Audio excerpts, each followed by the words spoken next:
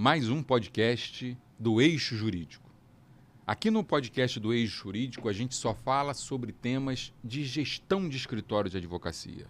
O foco aqui é falar para você, meu colega, minha colega advogada, meu colega advogado, sobre o que vem para a nossa profissão e como a gente vai enfrentar esse mundo novo que está chegando.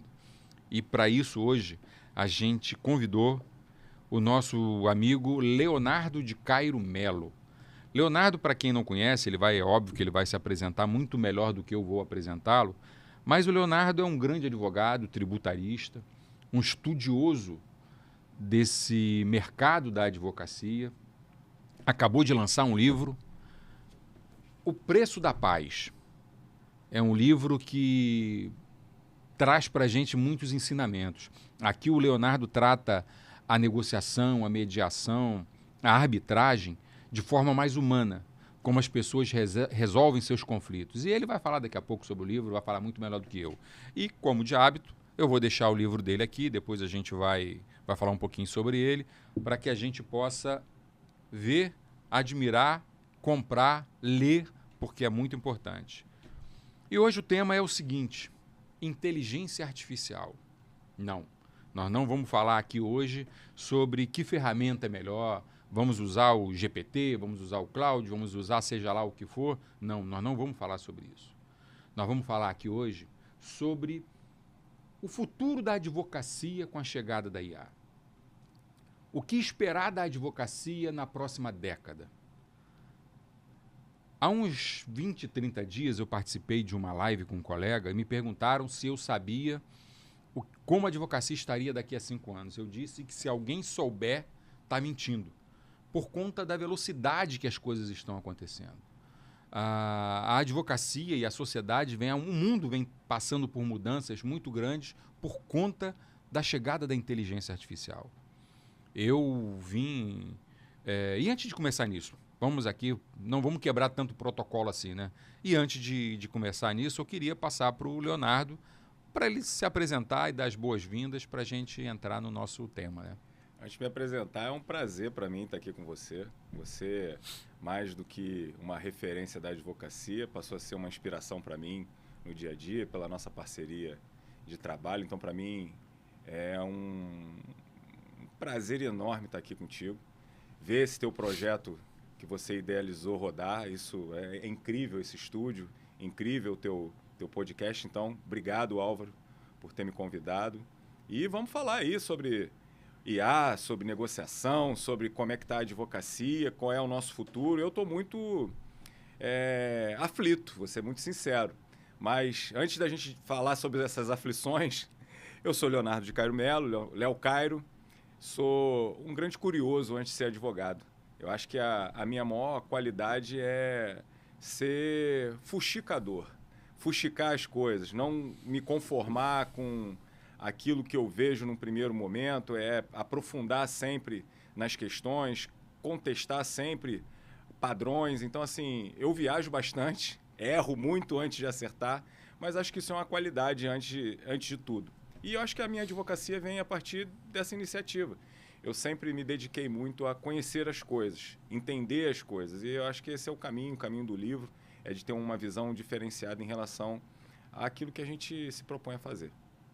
Legal, legal. É bom trazer essas pessoas que vêm para cá achando que vão sair daqui ilesos, né? Sair daqui ilesas, né? Mas não, a gente aqui vai tentar provocar um pouquinho, até porque, como eu estava dizendo, Léo, eu participei de uma live há uns 20 a 30 dias e me fizeram essa pergunta: como vai estar a nossa advocacia daqui a 5 anos? E eu disse que se alguém souber essa resposta, provavelmente está mentindo, né? Porque as mudanças estão muito rápidas. Eu estou na advocacia há 30 anos. Eu peguei a máquina de escrever manual, a máquina de escrever elétrica, tenho curso de datilografia manual e elétrica. Quando eu falo isso, as pessoas começam a fazer contas, né? Tem gente que não sabe nem o que é, cara. Não sabe. E aí veio o computador, sai do processo físico, entra no processo eletrônico, e hoje a gente está vivendo o mundo da IA. E a IA é uma realidade. Eu, sinceramente, não contesto, tá, a chegada da IA. Acho que a IA veio para nos ajudar, mas é um desafio. É um desafio entender. Eu vi colegas saindo do mercado quando os computadores chegaram. Eu vi colegas saindo do mercado quando o processo eletrônico chegou. E já estou vendo vários colegas dizendo que não vão conseguir advogar com a chegada da IA. E esse é um grande desafio. A gente está vendo aí vários cursos de IA, disso, daquilo, plataformas oferecendo todas as IAs com menor ou melhor preço, enfim.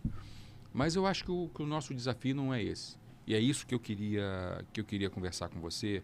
E antes mesmo da gente entrar nas perguntas que eu vou te fazer mesmo, as provocações que a gente vai fazer, eu queria mesmo deixar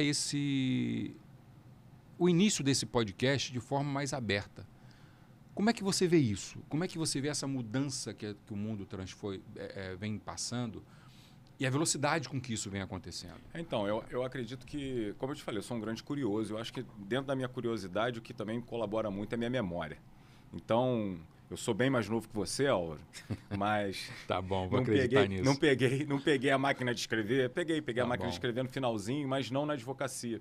Eu trabalhava numa casa de câmbio antes de entrar para a faculdade. Fiz um ano lá de administrativo, né? Aquele apoio administrativo.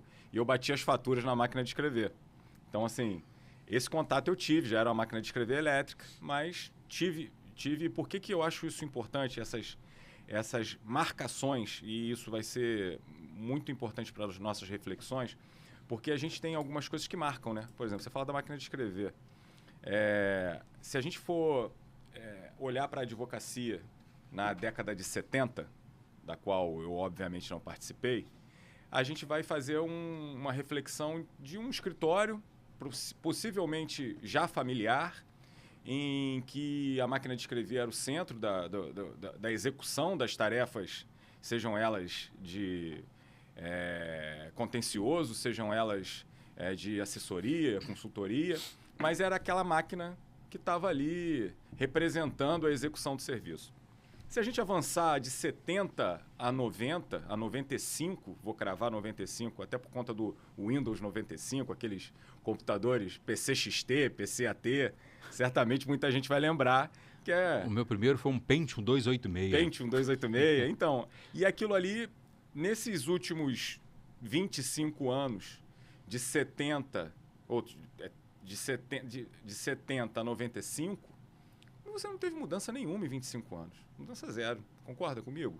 Muito pouco. É muito pouco. Você tinha uma dinâmica dentro do escritório que é aquela dinâmica que todo mundo que já trabalhou em escritório de advocacia conhece. É a secretária com o telefone, o estagiário, o advogado júnior, um advogado um pouco mais experiente e os sócios, né?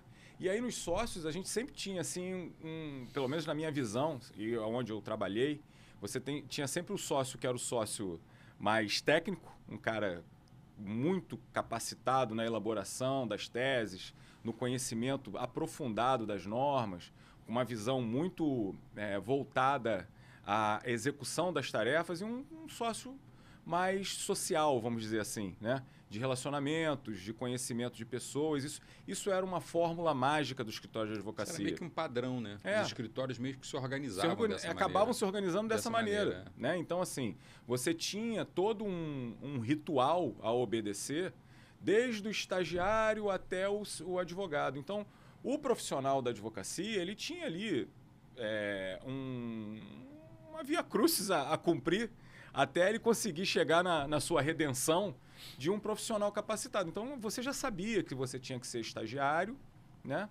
Que você tinha que ser... E o estagiário cumpria funções que eram funções, basicamente, de acesso ao processo, né? Mas, Léo, só para te interromper mesmo, até para provocar um pouco mais esse raciocínio, porque você está me levantando uma situação que veio aqui agora, uma indagação.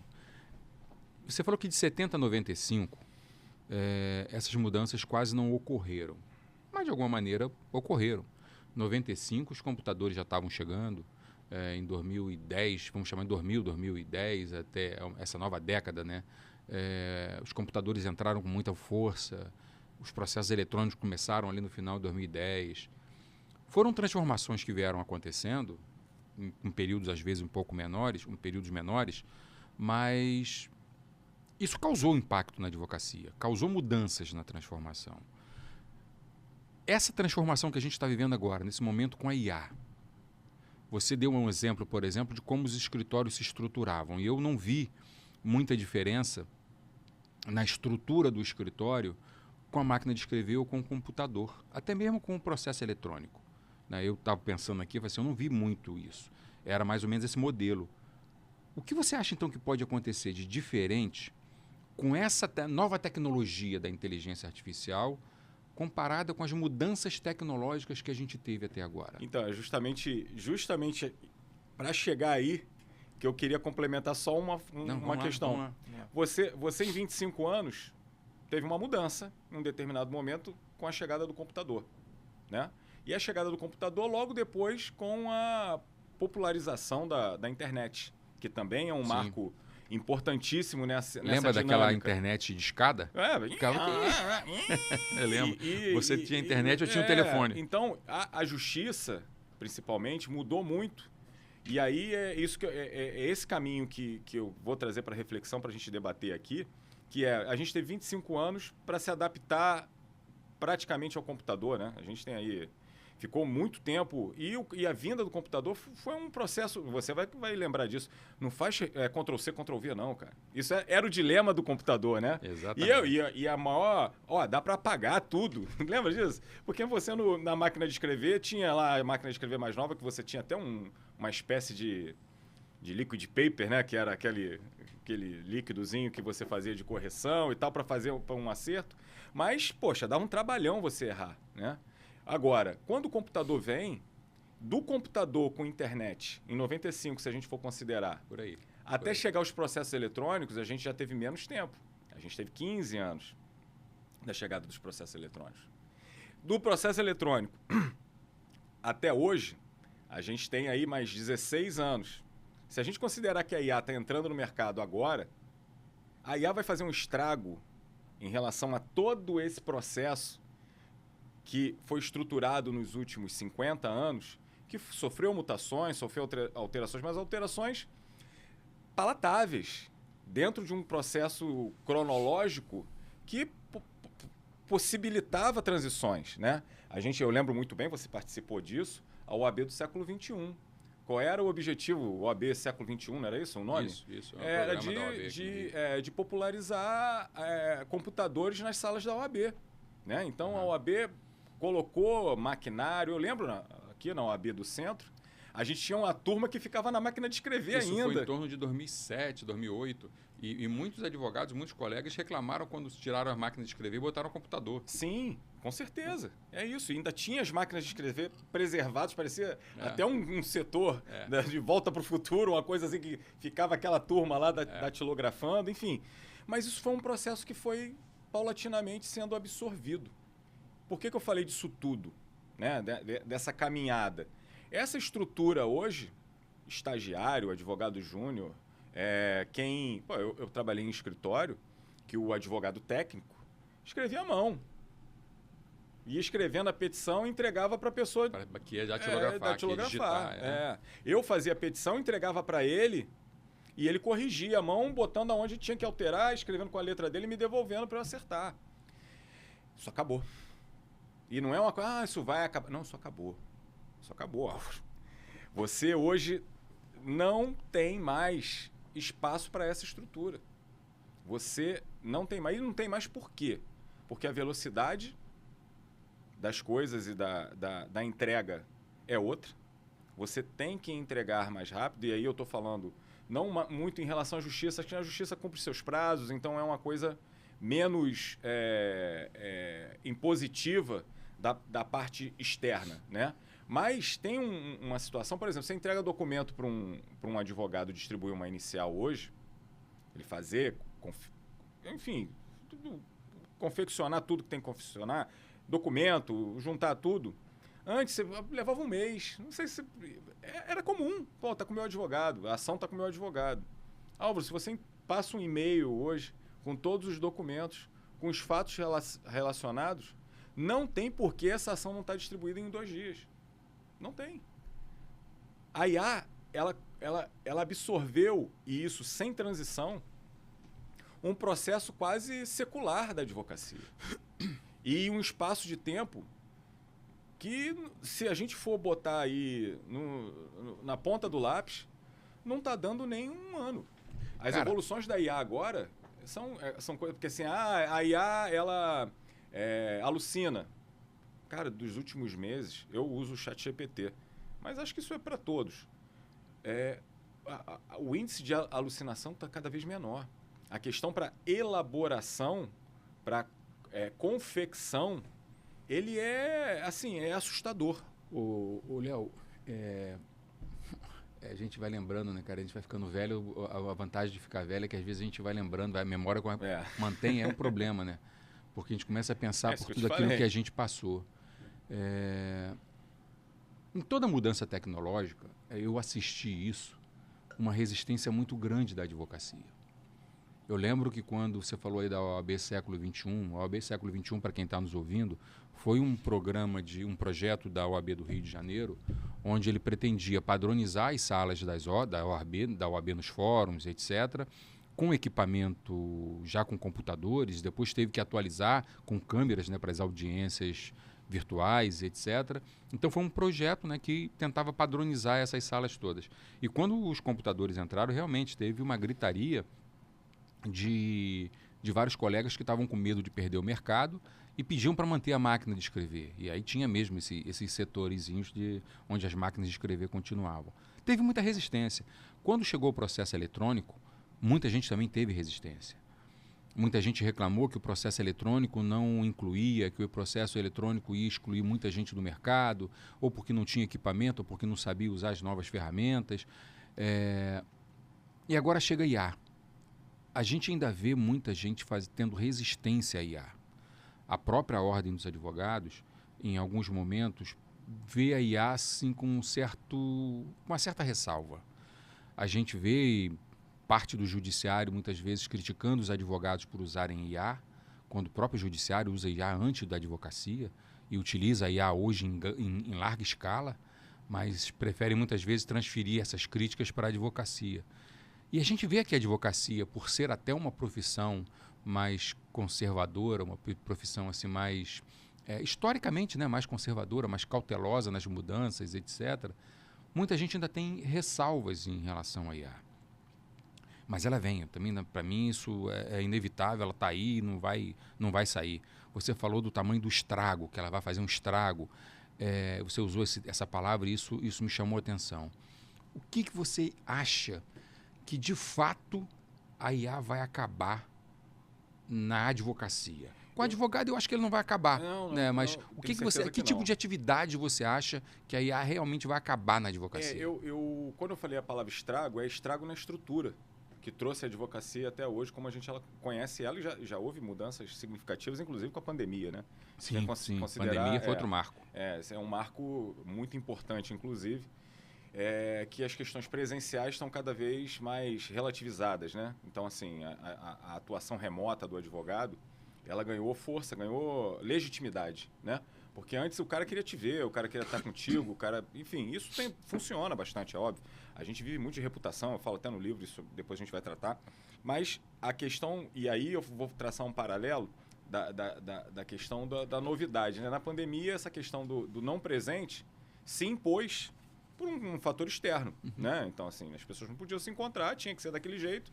E o fato de ser daquele jeito tornou uma situação mais palatável, né? As pessoas passaram a admitir essa questão mais virtual. E em relação à IA, eu acredito muito que aí eu já vou falar de uma questão mais civilizatória, da civilização, muito mais além até da advocacia. Eu acho que o grande fato da IA é a questão da fraude, né? De você apresentar algo que não foi elaborado por você. Isso é algo muito...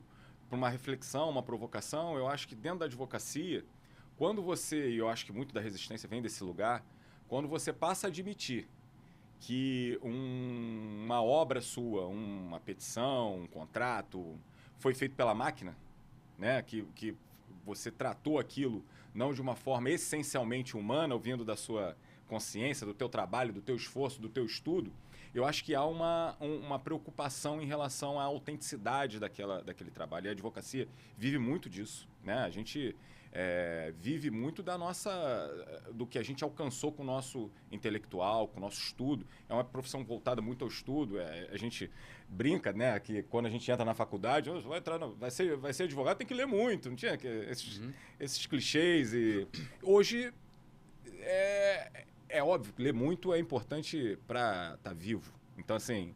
Então é certo falar que a IA vai substituir a técnica jurídica? Eu acho que a IA vai substituir o conteúdo, a forma de executar o conteúdo. A gente vai parar de ler livro e vai ficar só nos bancos digitais? Não, então, isso não. Aí já, você já está levando para um lado... Mas exatamente isso, eu quero provocar para que a gente olha possa só, fazer esse debate. Eu tenho também uma percepção que a pessoa que tem convicções na vida é porque ela leu muito pouco, né? Ela leu muito pouco. A pessoa que disso eu entendo, isso eu sei, leu pouco.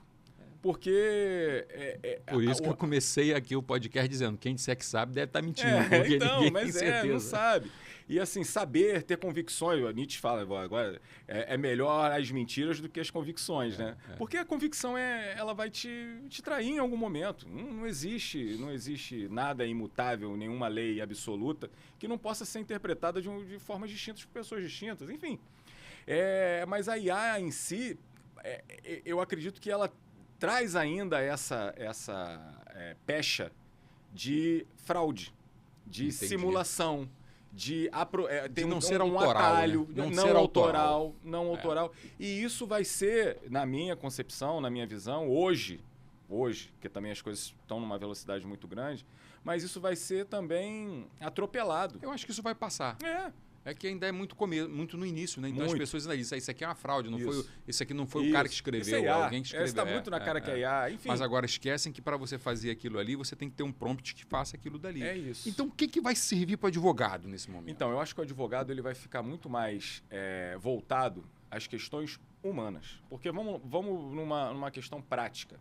Tá. Hoje, é muito mais valioso, considerando a IA, você ter o conhecimento das relações humanas para um propósito fim, ou seja, qual o interesse das relações humanas, qual é o alcance das relações humanas que está se pretendendo através da advocacia, através do direito, através da justiça.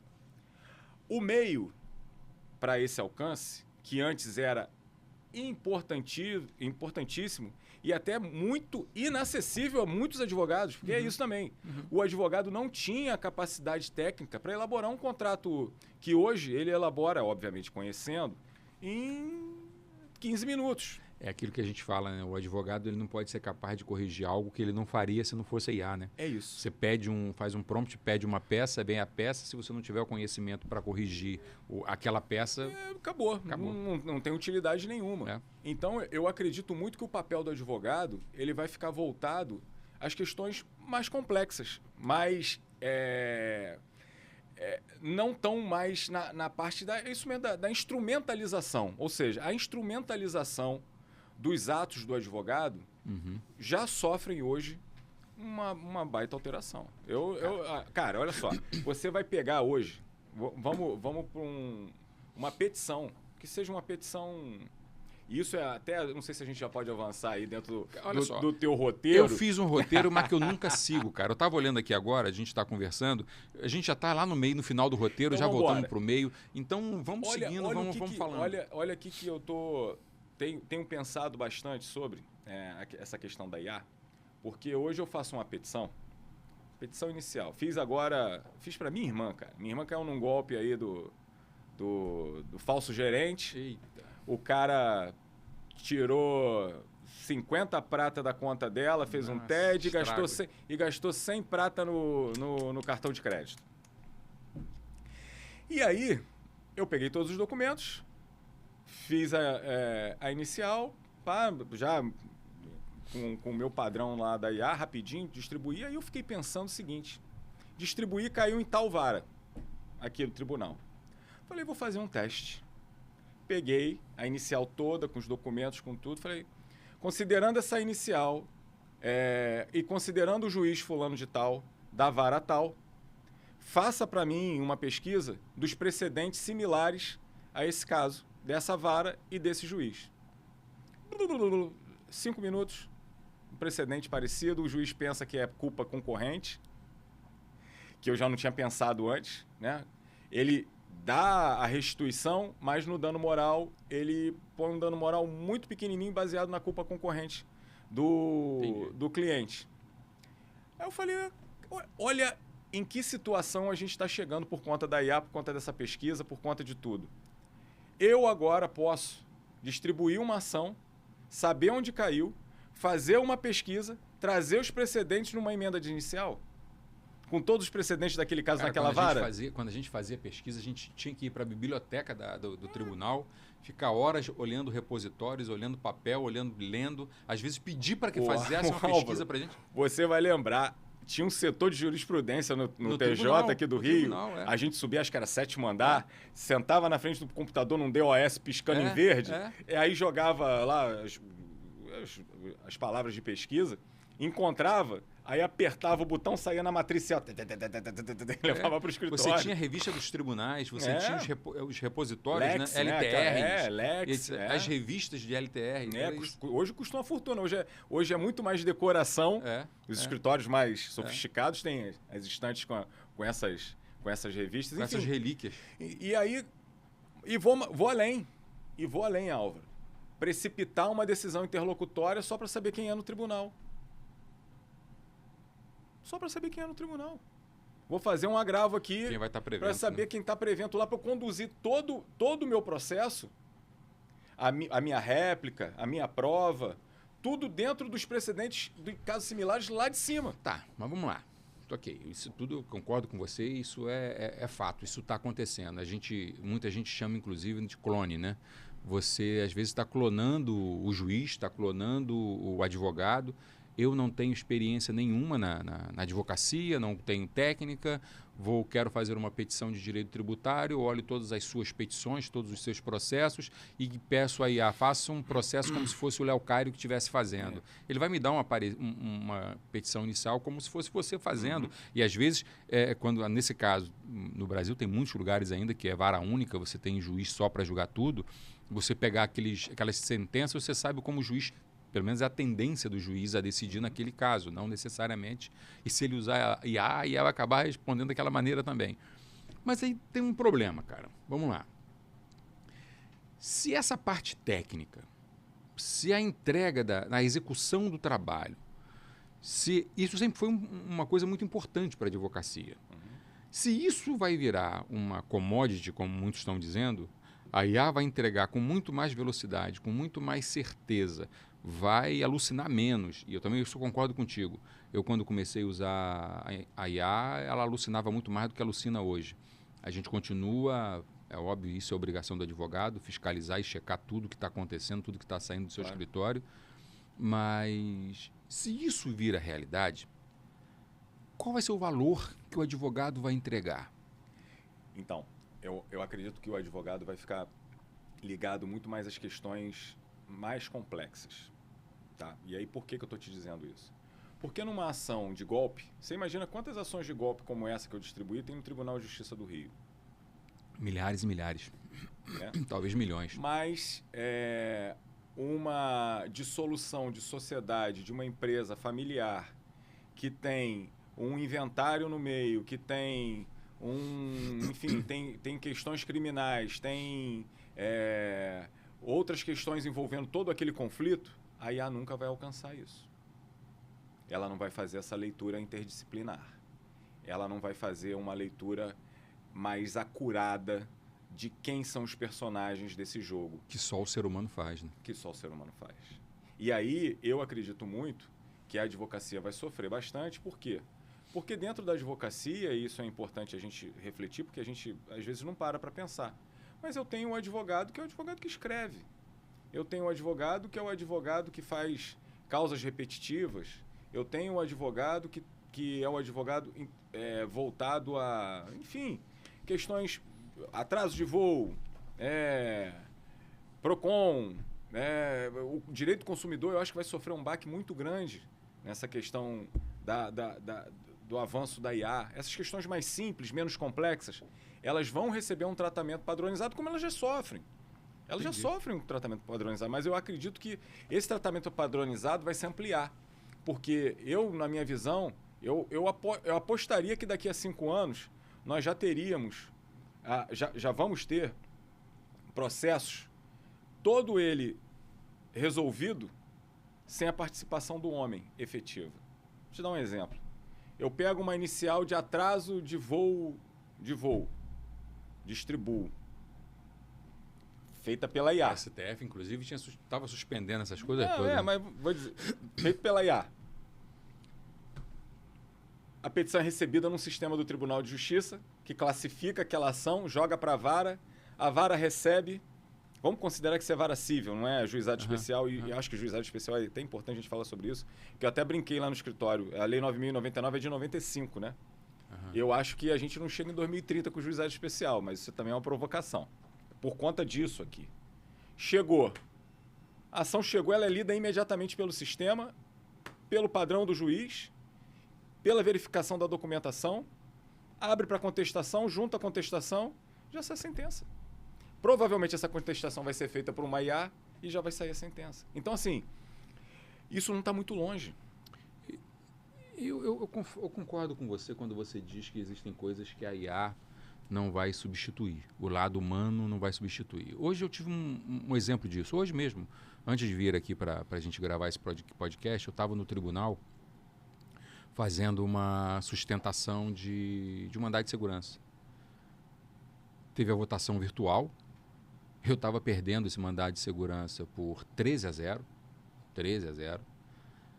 Consegui, depois da sustentação oral, que é algo que a IA não vai fazer, eu consegui que uma desembargadora abrisse divergência. Perdi por 7-6. Perdi por 7-6. Por um voto. Mas eu ganhei 6 votos que eu já não tinha. Porque, não sei se julgaram, se analisaram com IA ou não, enfim, não posso afirmar nada disso, mas era uma decisão virtual, analisada numa tela de computador. Os desembargadores, ou seja lá quem for, os assessores com seus pareceres, e a decisão estava lá. Eu estava perdendo de 13-0, porque a relatora estava negando. E foi o lado humano que fez com que eu ganhasse 6 votos. Hoje, se fosse a Argentina, né? A Argentina sempre vira no final. Né? Acabei que eu não virei no final. Mas foram 7-6. E isso foi o lado humano, foi olhar nos olhos dos desembargadores, foi lá olhando, fazendo a sustentação, explicando. E isso a IA não faz.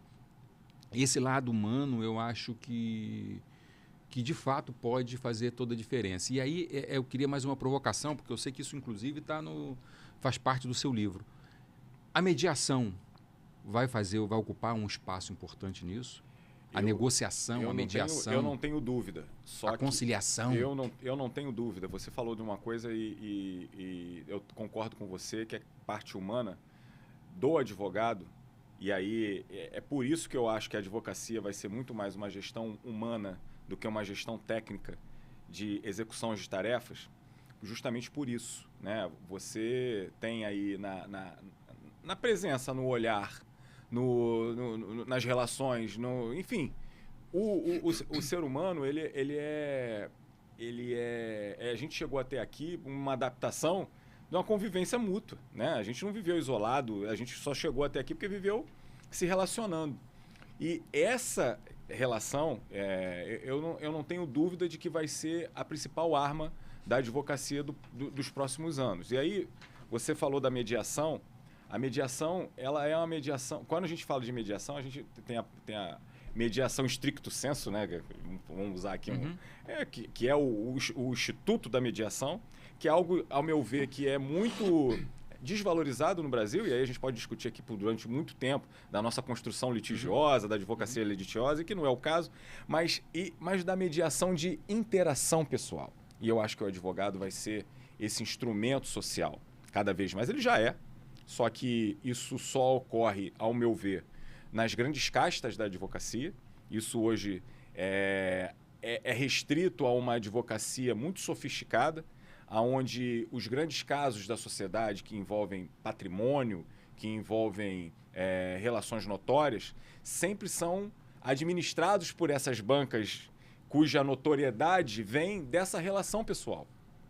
Então a reputação do advogado vai ser algo mais importante do talvez o próprio direito, a autoridade que você constrói em determinadas justamente áreas. isso que eu falo. No livro, eu comento sobre um método que eu defendo, que seria o método dos 3 trilhos. Que você tem a relação jurídica, a relação reputacional e o relacionamento. Então você tem 3 trilhos para que você tente o seu objetivo. Nem sempre o caminho jurídico vai ser o caminho que vai determinar o alcance do teu objetivo. Porque e você provavelmente já viu isso várias vezes, se ganhar um processo e se perder a vida. Se ganhar um processo e se perder a relação. Se ganhar o processo e se perder a reputação. Então, só o advogado qualificado, e aí qualificado não só tecnicamente, técnica tem que sempre existir.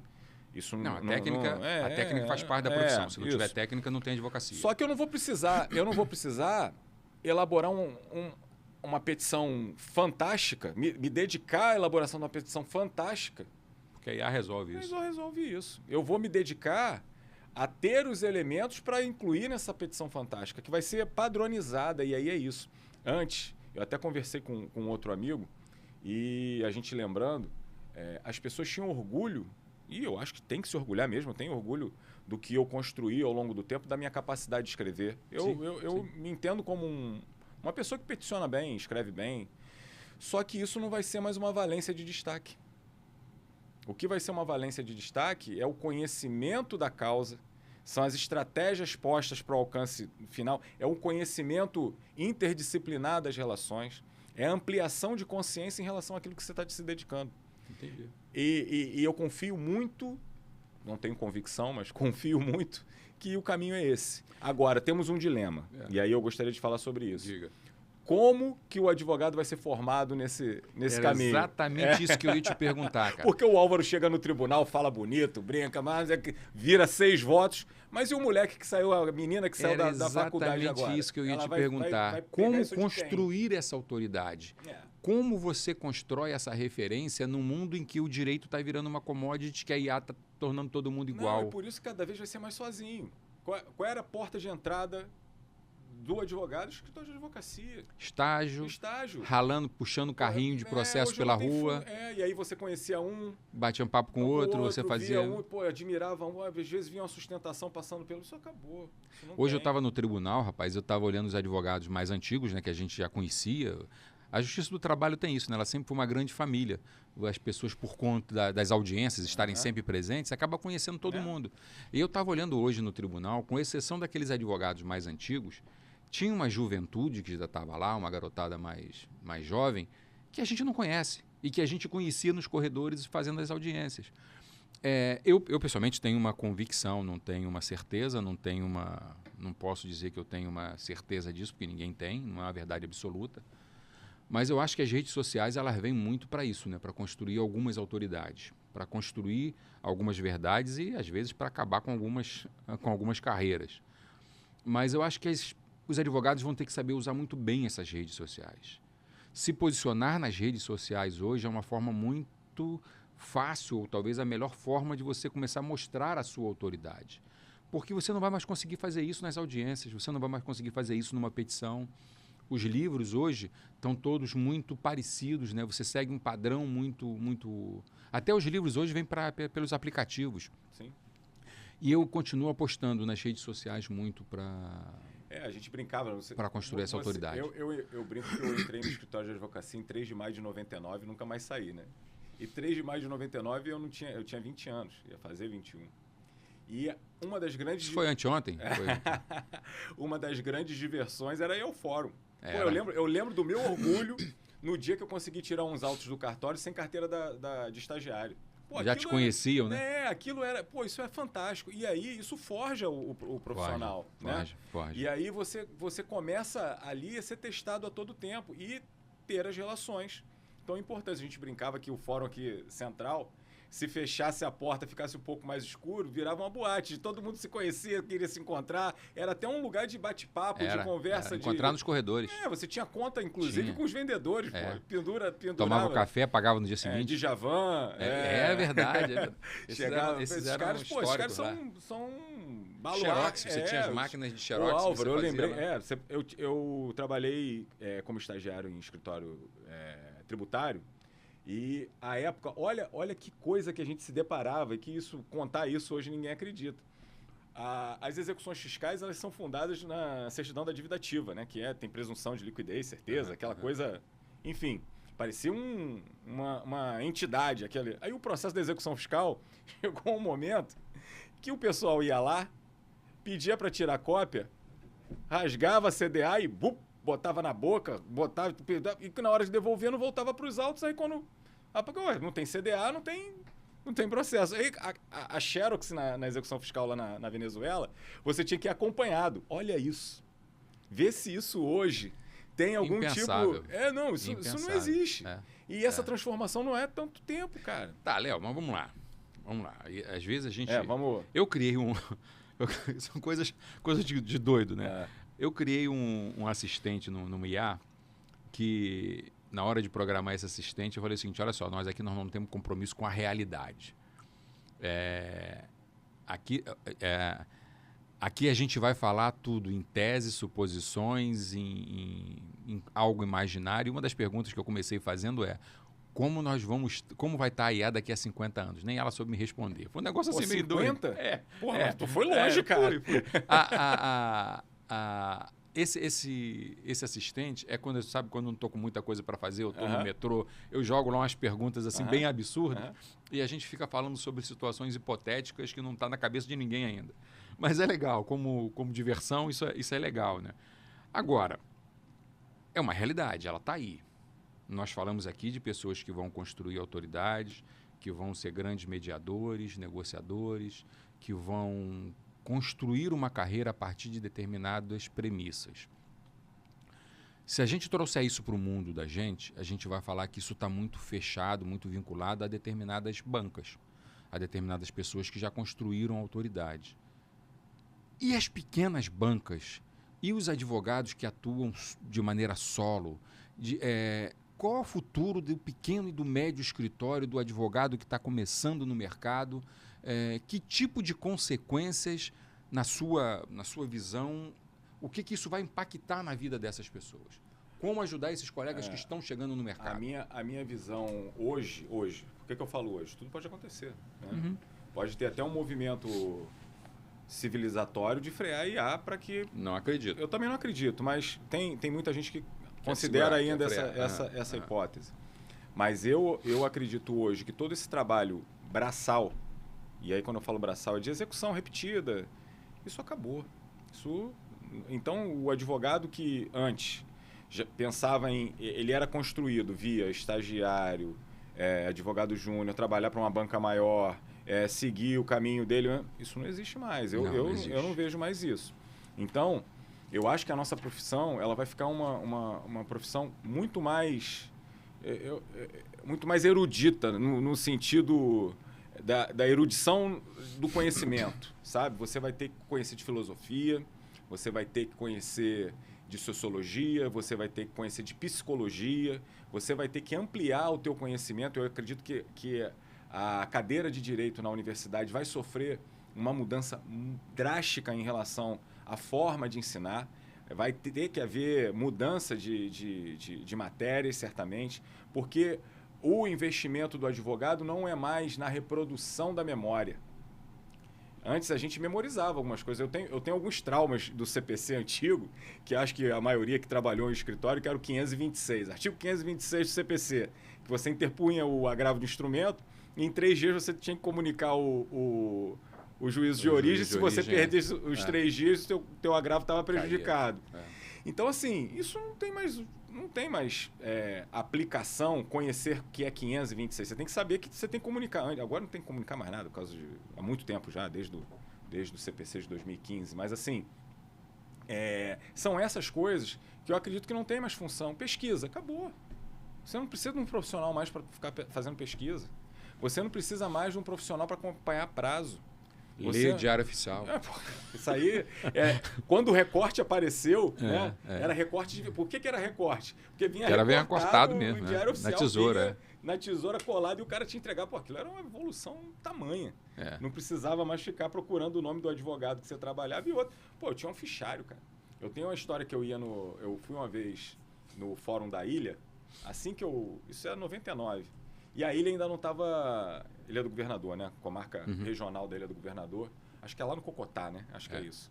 E aí cheguei lá Acho que ainda nem era no Cocotá, era um outro lugar, mas enfim. Cheguei lá, me deram uma missão no escritório. Falaram, há muito tempo não vão ver esse processo. Pega aí um ônibus, vai lá na Ilha do Governador, ver o andamento do processo. Aí cheguei lá, falei, vim ver o meu fichariozinho na mão. E aí, um profissional muito... solícito lá da cadeira, qual é o último andamento que você tem aí? Aí eu, assim, distribuído em... Ele, pô, tu tá de brincadeira, cara? Tu não atualizou nada disso aí. Aí levantou, ainda nem era banca única, era o escrevente. E o escrevente pegou um pote de sorvete com ficha, copia aí, ó, toma aí os andamentos todos. Aí eu peguei os andamentos. Isso nem existe, né, cara? Então, assim, a gente foi formado nisso. O que teve nesse retrato que o profissional não vai ter agora? Eu peguei um ônibus, fui até o cartório. Não que isso... Eu não estou romantizando não, tá, Álvaro? Mas eu estou humanizando esse movimento que a advocacia entregava na construção de um profissional, que hoje a gente vai ter que encontrar outra coisa para entregar. Eu vi um cara mal-humorado, não querendo me atender, que me sacaneou, deu uma zoada comigo. Eu vi o conflito, que ao longo do tempo depois eu descobri que é gigante, quem advoga, que tem barriga no balcão, sabe, do serventuário com o advogado. Conflito que envolve tanta coisa, do advogado que é mais sofrido, que está ali, que ganha menos, e aquele cara que está lá dentro numa imposição social, econômica, faz com o advogado. Então, assim, isso tudo, o advogado é um caldeirão, é um caldo. Se você tivesse olhar, e eu acho que eu tive um pouco disso, e a minha formação está nisso, e tudo que eu conheço vem desse olhar mais acurado para essas relações, a gente ganhava isso, hoje não tem. A sociedade vai ter que descobrir, os advogados vão ter que descobrir como é que vão fazer. Eu não sei. E isso impacta na gestão do escritório, principalmente desse pequeno e médio escritório. Por que eu falo muito do pequeno e do médio escritório, ou do advogado solo? Porque a gente conhece algumas bancas, algumas grandes bancas, que tem uma estrutura enorme, tem muitos escritórios que têm a sua própria IA, tem uma estrutura que não depende necessariamente de muita gente, mas tem uma estrutura que atende o cliente. Mas o pequeno escritório, o advogado iniciante, aquele cara que sai da faculdade como nós saímos, como eu fiz, eu saí, me juntei com 2 colegas, alugamos uma sala e começamos a advogar. Enfim, isso hoje é muito difícil. Você não se junta mais ninguém, você faz virtualmente, você faz da sua casa, né? Você trabalha telepresencial e vai em algum lugar, às vezes, atender algum cliente. Mas ainda existe muita gente que começa assim. Esse mundo da IA vai mudar, isso a gente já chegou aqui a uma conclusão de que isso vai impactar na forma como nós vamos prestar o serviço, na forma como nós vamos nos posicionar, na forma como nós vamos criar autoridade, na forma como nós vamos apresentar valor para o cliente. E na gestão do escritório? Além é óbvio, isso vai facilitar aqui, você saber quanto está faturando, quanto está recebendo, mas impacta muito isso na gestão do escritório? Né, Álvaro? Eu acho que você, mais do que ninguém, conhece muito desse tema de gestão e está se dedicando cada vez mais a isso. E você, como ninguém, sabe que um grande desafio do advogado é gerir o seu próprio negócio, né? A gente fala muito de que não tem esse investimento na formação acadêmica, a gente não tem esse investimento na faculdade, a gente não tem investimento nem energia da advocacia para entregar isso. Agora que com a disseminação das redes sociais, da ampliação isso está tendo, inclusive, um boom em relação a isso, né? A gente tem muita gente falando sobre gestão, sobre a necessidade. Né? Porque isso vem da necessidade. É o tema do momento. Vem da necessidade. Agora, o que era gestão? Porque é isso. O que era gestão de escritório? Eu trabalhei em escritórios muito bem geridos, não tecnológicos, e escritórios muito mal geridos tecnológicos. Já tecnológicos, já tinham sistemas, né? Então, assim, A questão de gerir, eu acho que ela não está muito ligada, entenda o que eu vou dizer, à tecnologia em si, mas àquilo que você se dedica para que aquela tecnologia gire, né? E aí eu vejo, um negócio eu lembrei aqui, eu vejo alguns colegas que acabaram de sair da faculdade dizendo o seguinte, que você pode largar a operação que tudo vai dar certo. Larga a operação, você vai ganhar dinheiro sem ter... E aí a gente pergunta, como é que você faz a gestão? É fácil. Um dia desse eu peguei diz que a colega, não sei, não conheço a pessoa, dizendo o seguinte, o advogado para ganhar dinheiro precisa ter um carro bom. Eu sou da época ainda que o advogado para ganhar dinheiro ele precisa ser um bom advogado, né? Claro. Pois é. Então, mas é isso que a gente estava falando. Tem uma novidade que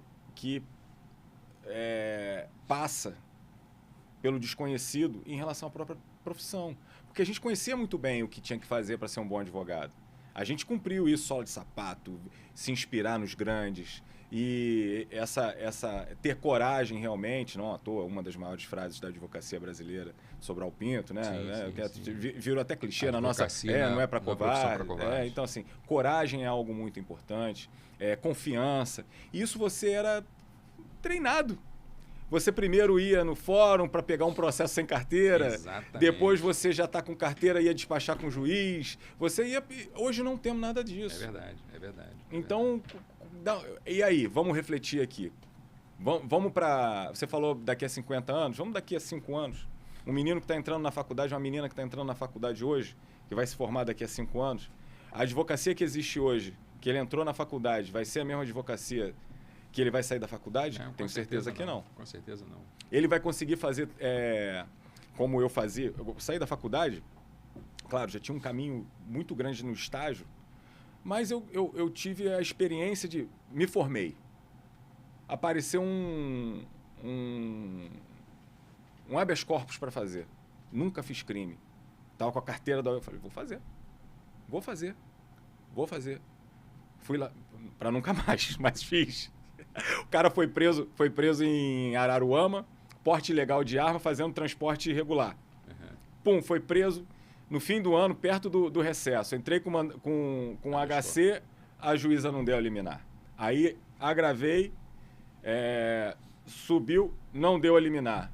Chegou o recesso, cara na cadeia. Eu falei, meu Deus do céu, esse cara tá na cadeia, vai passar Natal, Ano Novo na cadeia. E passou no Natal, Ano Novo na cadeia. Foi o pior momento da minha vida. Boa experiência da advocacia, porque eu fiquei vinculado àquilo, ligado naquilo. Falei, eu não quero isso. E até isso, a gente tinha a possibilidade de saber o que não queria fazer. O que não queria fazer. Depois o cara saiu, julgou o agravo, o cara saiu, mas depois do recesso. Então, assim, eu acredito muito que esse estudante que hoje entra na faculdade, daqui a 5 anos, ele vai se deparar com uma situação muito padronizada para o advogado entrante na profissão. Ele não vai ter muita diversidade, como a gente teve, de experiências. Eu acredito que vai haver uma padronização tão grande que ele vai fazer só aquilo ali. É o que vai sobrar para ele. E dentro daquilo que sobrar para ele, que mais ou menos já era assim, né? Porque ou você era um advogado, um estagiário em uma grande banca, fazendo sua carreira para que você pudesse entrar na profissão já com causas relativamente ligadas a esse escritório, que não eram suas, né, do seu relacionamento não era, porque você ainda recebia essas causas. Ou você era um aventureiro que se largava com você aí e certamente você não começou com grandes causas. Não, muito pelo contrário. O problema, essas pequenas causas que você pegou no início de carreira, elas hoje estão todas absorvidas pela IA. Rapaz, a gente faz um roteiro, né, que a gente acaba fugindo, 90% do roteiro aqui eu ignorei. E a gente já está caminhando para o fim, né, do nosso podcast. Eu, pessoalmente, cara, também tenho algumas convicções que eu acho que a advocacia ela vai passar por muito mais transformações do que está passando hoje, do que a gente já está vendo. Eu acho que os efeitos da IA para a advocacia, para a sociedade como um todo, mas para a advocacia aqui em especial, a IA ela vai trazer um impacto muito grande. Para a gente precificar, inclusive, o nosso trabalho, o nosso tempo, porque a gente cobrava muito, né, cobra muito ainda por conta do tempo. Mas a IA está resolvendo um problema de tempo. E aí a gente fala, a gente está trabalhando menos? Não, a gente está trabalhando mais, está muito trabalhando mais, mais, produzindo muito mais. Então, o tempo continua sendo o mesmo, mas a produção começa a aumentar. E a gente vai ter alguns desafios. Como precificar esse tempo?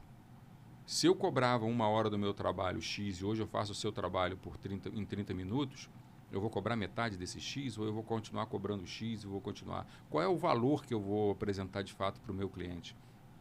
E eu acho que é um grande desafio que a gente vai ter aí, de fato, nos próximos anos. Eu acredito que a advocacia ela vai continuar como é hoje na escolha de alguns nichos. Eu tenho um nicho central do meu escritório, eu tenho um nicho central na minha profissão, mas hoje eu já faço alguns outros nichos que eu faço com outros colegas, que a minha autoridade construída há 30 anos de advocacia me permite prospectar. Colegas que estão chegando, que são parceiros, que estão construindo algumas autoridades que ainda não conseguem prospectar. Nós estamos trabalhando em parcerias, trabalhando em sociedade, em alguns processos. E eu acho que esse é um mundo que ainda não está claro para todo mundo. A gente via isso, continua existindo em muitos setores da advocacia, você olhar para o seu colega como um adversário. E eu acho que a gente vai passar cada vez mais a ter que olhar como um parceiro. Sim. Hoje nós estamos sentados aqui em lados opostos. E isso acontece nas audiências, acontece nas demandas. Mas a gente tem que entender que quando a gente levantar dessa cadeira, nós não somos adversários, nós somos parceiros, nós somos profissionais e nós podemos estar no mesmo lado amanhã ou depois. Eu acho que a mentalidade vai mudar muito. E se a gente deixar aqui, a gente vai estourar esse podcast para 3 horas de conversa, para 4 horas de conversa. Vai parecer aqueles podcasts, eu estava até falando Inteligência Limitada, do Rogério Vilela. Tem um que são 10 horas. Doido, coisa de doido. Mas eu quero terminar esse podcast hoje com você falando um pouquinho do Preço da Paz. Esse é um livro que o Léo escreveu, onde ele parte de experiências dele, experiências na advocacia, experiências na vida, onde ele foca a importância de uma boa negociação para a solução de conflitos. E eu queria que você falasse um pouquinho desse livro, e já que esse livro aqui é um presente meu, eu quero que depois que você fale dele, você me dê a dedicatória para poder... Esse vai para a prateleira, livro de cabeceira. Chegou na hora certa. É livro de cabeceira. Chegou na hora do podcast. Pode falar um pouquinho sobre o seu livro. Álvaro, a ideia do livro, ela nasce numa provocação em relação a tudo que eu vi e senti na pele também, em conflitos, e aí o recorte em conflitos societários, né? Eu tive uma experiência de um rompimento societário que foi muito desgastante, foi muito duro pessoalmente, mas que colaborou muito para a minha percepção em relação à existência desse conflito, né? Eu passei a olhar o conflito de uma forma menos ingênua, mais madura, e vi elementos muito constantes e repetitivos nessas relações em conflito, que é a ideia de que você, sendo capaz de resolver o conflito, você achar que é o herói da história, ser ingênuo a ponto de falar, vou resolver isso aqui, deixa comigo. Nas relações de olhar no olho da pessoa e a pessoa está por trás falando outra coisa. Enfim, são reflexões de tudo que eu experimentei e logo após do que eu coloquei em prática na minha atuação como advogado, e felizmente foi um campo que se abriu para mim após essa experiência. Então aqui eu falo de ordens imaginadas, que é algo que eu adoro, que eu amo refletir, que é um conceito defendido pelo Yuval Harari, do Sapiens. No Sapiens ele fala sobre ordens imaginadas. Então, assim, o que é uma lei, se não uma convenção mútua para um cumprimento de determinado comportamento? Se eu não concordo, você não concorda. Se tem uma pessoa no poder que aquilo ali vai ser relativizado. Entendi. Então, a grande pegada numa negociação, a grande tirada é você falar a mesma história que o seu adversário. Você construir a mesma narrativa para uma solução do conflito. Não se soluciona conflito com dois pensamentos distintos sobre a mesma coisa. você só vai fazer um acordo, que aqui tem um capítulo, os acordos que param em pé, os acordos que não param de pé, porque é isso. Às vezes dando uma solução imediata para resolver um conflito, mas aquele conflito vai se potencializar ainda maior. Isso acontece às vezes até com uma sentença, né? Tem uma sentença mas que não resolve o problema. Aí voltando, eu falo aqui dos 3 trilhos, e é justamente isso. Eu já vi empresa literalmente acabar com uma sentença favorável para os sócios que permaneceram na empresa. Acabou.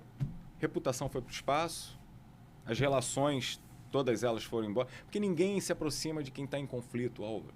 É verdade. Quem quer comprar barulho de quem hoje em dia? É verdade. Está todo Ainda mundo mais querendo o preço da paz. Isso é evidente. Então, assim, o livro ele é uma construção desse princípio, né, do olhar das relações, dos conflitos.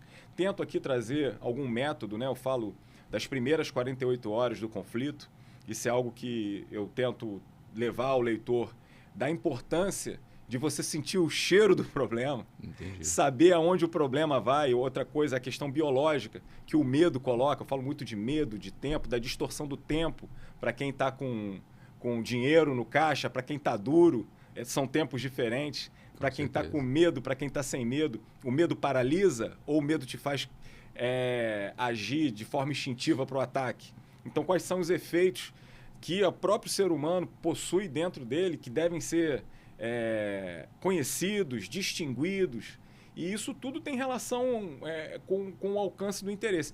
Tem umas técnicas que aí eu provoco o leitor para a pessoa também correr atrás do livro, que eu acho que é muito importante. Quem tem interesse em saber um pouquinho mais sobre conflito, seja ele societário, isso aqui vale para quem tem conflito de família, para quem tem conflito, enfim, seja o conflito que for, conflito interno consigo mesmo, é uma boa reflexão.